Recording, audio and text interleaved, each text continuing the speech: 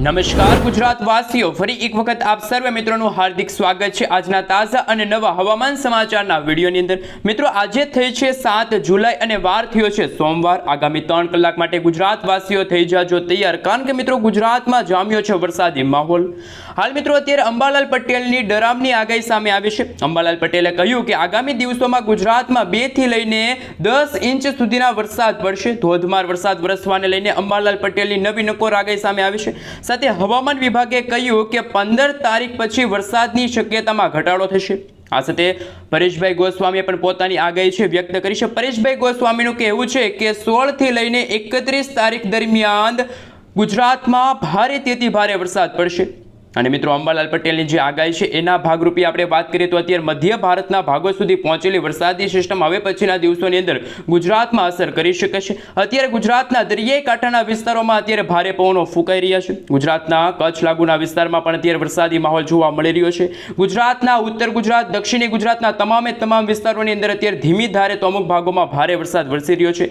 ભારે વરસાદ વરસતા નદી નાળાઓ છલકાણા છે। અને મિત્રો છેલ્લી 4 કલાકની અંદર અરવલ્લી લાગુના વિસ્તારની અંદર 4 ઇંચ સુધીનો વરસાદ છે એ પડી ચૂક્યો છે। હવે પછી મિત્રો દક્ષિણી ગુજરાતના ભાગો જેમાં સુરત લાગુના વિસ્તારમાં આજે તો સાંજ પડે અને રાત્રિ પડે એ પહેલા સુરત વાસીઓ આજના આ વિડીયોને અંત સુધી જોઈ લેજો।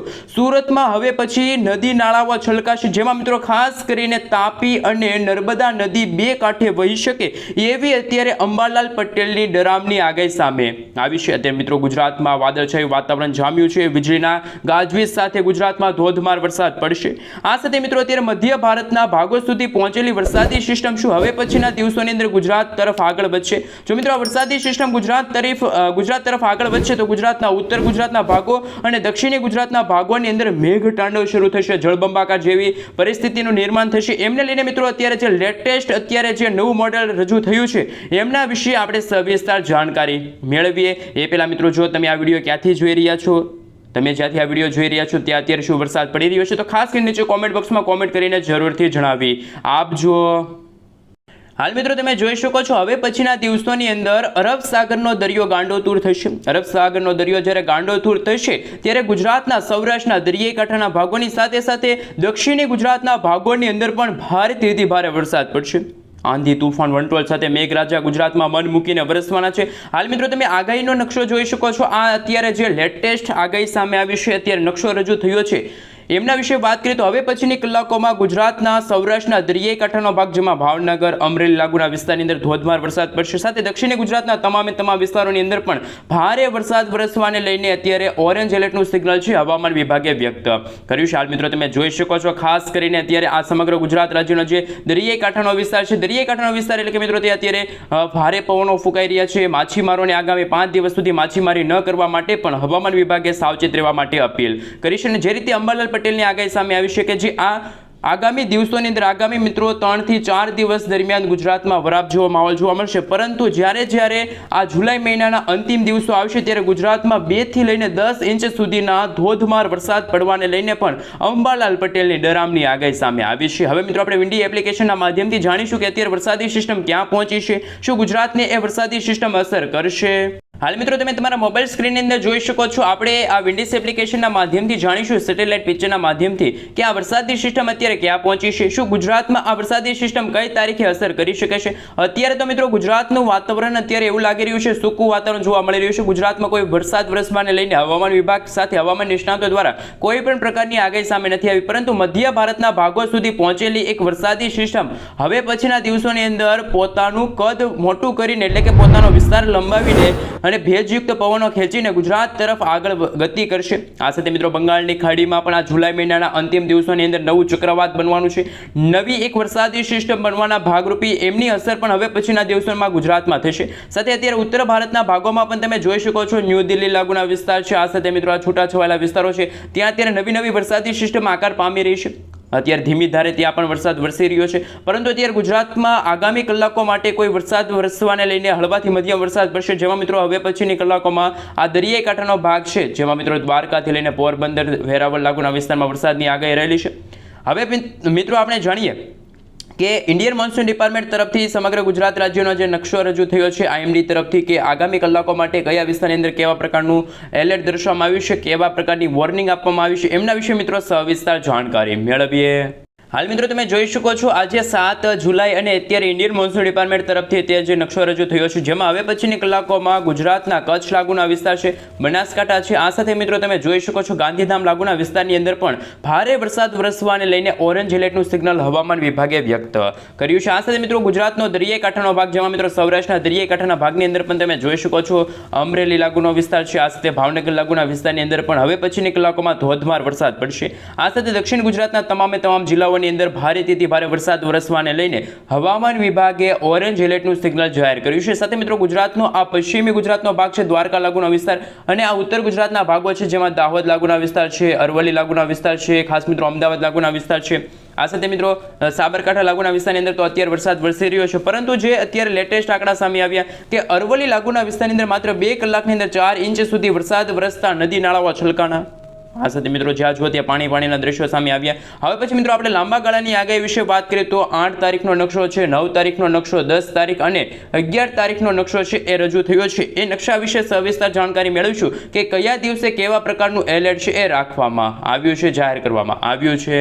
હાલ મિત્રો તમે 8 તારીખનો નકશો જોઈ શકો છો, ઇન્ડિયન મોન્સૂન ડિપાર્ટમેન્ટ તરફથી રજૂ થયો છે જેમાં મિત્રો અત્યારે ઉત્તર ગુજરાતના ભાગોની સાથે કચ્છ લાગુનો વિસ્તાર છે, દક્ષિણી ગુજરાતના ભાગોમાં માત્ર વરસાદની રહેલી છે માત્ર થોડીક એવી આગાહી. પરંતુ હવે પછી શું મિત્રો વરાપ જેવો માહોલ ગુજરાતમાં જોવા મળશે, કારણ કે મિત્રો અત્યારે ગુજરાતમાં વિધિવત રીતે તો 5 જુલાઈના રોજ નવું નક્ષત્રની શરૂઆત થઈ ગઈ છે.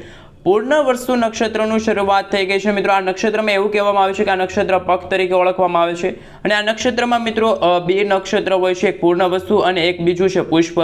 જો મિત્રો પુષ્પ નક્ષત્ર અને પૂર્ણવસુ નક્ષત્ર એ 2 ભાઈલા, વર્ષા તો વર્ષા, વાયલા તો વાયલા. એટલે કે મિત્રો જો આ આગામી દિવસોમાં જો હજુ પણ ગુજરાતમાં કોઈ વરસાદી સિસ્ટમ આગળ આવીને ગુજરાતમાં વરસાદ નહીં આપે તો આવનારો મહિનો છે એ અતિવૃષ્ટિવાળો છે. તો ગુજરાતવાસીઓને સાવચેત રહેવું પડશે. ખેડૂતો માટે પણ આ ચિંતાજનક સમાચાર છે, હવામાન સમાચાર છે. જો મિત્રો આગામી દિવસો સુધી હજુ પણ ગુજરાતમાં વરાપ જેવો માહોલ રહેશે તો આ જુલાઈ મહિનાના અંત સુધીમાં કોઈ વરસાદની શક્યતા જોવા નથી મળતી. પરંતુ મધ્ય ભારતના ભાગો સુધી પહોંચેલી વરસાદી સિસ્ટમના કારણે ગુજરાતમાં હજુ પણ અમુક છૂટા છવાયેલા વિસ્તારોમાં જેમાં મિત્રો બનાસકાંઠા છે, અરવલ્લી છે, મહીસાગર, આ સાથે મિત્રો દાહોદ છે, પાટણ છે, ગાંધીનગર છે, ખેડા છે, આણંદ લાગુના વિસ્તાર છે, એટલે કે આ ઉત્તર ગુજરાતના ભાગોની અંદર હવે પછીની કલાકોમાં 1 ઇંચથી લઈને 3 ઇંચ સુધીના વરસાદ વરસવાને લઈને અત્યારે લેટેસ્ટ આંકડા સામે આવ્યા. તો મિત્રો વિન્ડીસ એપ્લિકેશનના માધ્યમથી એ પણ જાણીશું કે શું ગુજરાતમાં વરાપ કેટલા દિવસ સુધી રહેશે, સાથે આ જુલાઈ મહિનાના અંતિમ દિવસોની અંદર શું વરસાદી સિસ્ટમના કારણે ગુજરાતમાં વરસાદ આવશે કે પછી અરબ સાગરના દરિયામાંથી બની રહેલી નવી વરસાદી સિસ્ટમના કારણે ગુજરાતમાં વાવાઝોડા સાથે વરસાદની રહેલી છે આગાહી. તમે મિત્રો ખરેખર જોઈ શકો છો અત્યારે ઉત્તર ભારતના ભાગોની અંદર અત્યારે જમ્મુ કાશ્મીર લાગુના વિસ્તારની અંદર વીજળીના ચમકારા, કડાકા ભડાકા સાથે વરસાદ વરસી રહ્યો છે. સાથે મિત્રો આ વરસાદી સિસ્ટમ હજુ કંઈ નક્કી નથી થઈ. છેલ્લા 5 થી લઈને 10 કલાકની અંદર આ વરસાદી સિસ્ટમ કઈ દિશા તરફ આગળ વધશે એ પણ હજુ કહેવું મુશ્કેલ છે, કારણ કે મિત્રો અત્યારે ઉત્તર ભારતના ભાગોથી લઈને અત્યારે મધ્ય ભારતના ભાગો સુધી પહોંચેલી વરસાદી સિસ્ટમના કારણે આ વિસ્તારોની અંદર અત્યારે ધોધમાર વરસાદ વરસી રહ્યો છે. વીજળીના ગાજવીજ સાથે કડાકા ભડાકા સાથે વરસાદ વરસી રહ્યો છે. આ સાથે મિત્રો તમે જોઈ શકો છો 9 તારીખના રોજ પણ આ વરસાદી સિસ્ટમની સ્ટફ લાઇન અને આ વરસાદી સિસ્ટમનો ઘેરાવો ઉત્તર દિશાથી લઈને દક્ષિણી દિશા, એટલે કે મિત્રો હવે પછીની કલાકોમાં શું આ વરસાદી સિસ્ટમ કઈ દિશા તરફ આગળ વધે એ કહેવું થોડુંક મુશ્કેલ જણાય છે. પરંતુ મિત્રો અંબાલાલ પટેલની આગાહી વિશે વાત કરીએ તો અંબાલાલ પટેલે પોતાની ડરામણી આગાહી વ્યક્ત કરી છે.